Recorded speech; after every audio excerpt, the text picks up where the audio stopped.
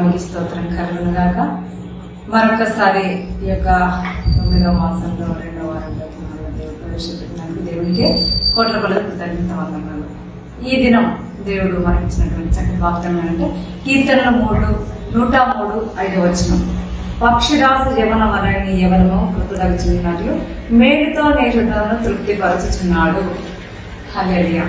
నిజమే, అన్ని పక్షులకెల్లా పక్షిరాజు చాలా ఉన్నతమైనటువంటి ఆ స్థలంలో తనకు గూడు పట్టుకొని ఎటువంటి తుఫాన్లపైన భయపడకుండా అధిగమిస్తూ అది పైకి ఎగురుతుంది.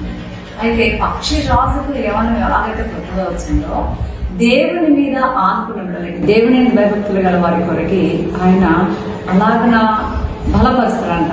ముఖ్యంగా మేలుతో నీ హృదయాన్ని తృప్తిపరుస్తానంటున్నాడు. ఎందుకంటే యథార్థవంతుడికి ఏ మేలని చేయకమన్నాడు. అంటే మనకు యథార్థంగా జీవించగలిగినట్లయితే కనుక ఎటువంటి మేలైనా దేవుడు మనకు చేస్తాడు. అయితే యెహోవా కొరకు ఎదురు చూస్తున్నాడు, నూతన బలాన్ని పొందుతాడు. నిజమే కిరణ్, మనం వేటి కొరకు ఎదురు చూస్తున్నాం?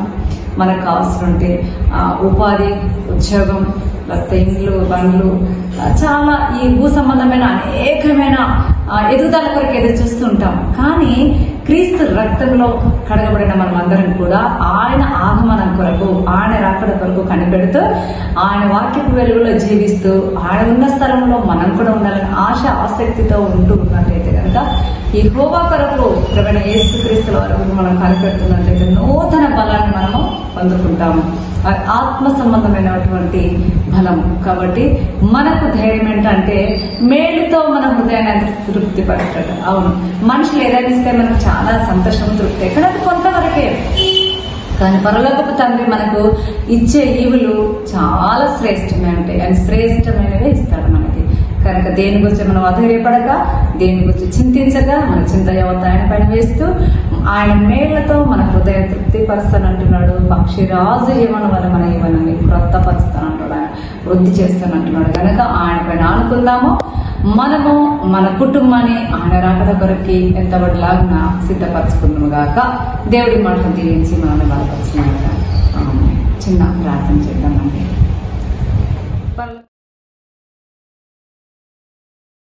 పరలోకమందున్న మా తండ్రి, మీకే వేల కోట్ల కృతజ్ఞత వందనాలు చెల్లిస్తున్నాం. ఆయన ఎంతైనా 8 మాసాలు మమ్మల్ని కాపాడి 9వ మాసంలో కూడా 2వ వారంలో ప్రవేశపెట్టినాం. ఇది మాకు ఎంత మేలే కదా తండ్రి, నీకు వందనాలు అయ్యా. నీ రక్తంలో కడగబడిన నీ ప్రతి బిడ్డలని ప్రభు నీ జీవ వాక్కులలో అయ్యా మరి వెలుగులో నడిపించమని నీ వాక్యంతో పోషిస్తున్నాం కనుక నీకు వందనాలు నా తండ్రి.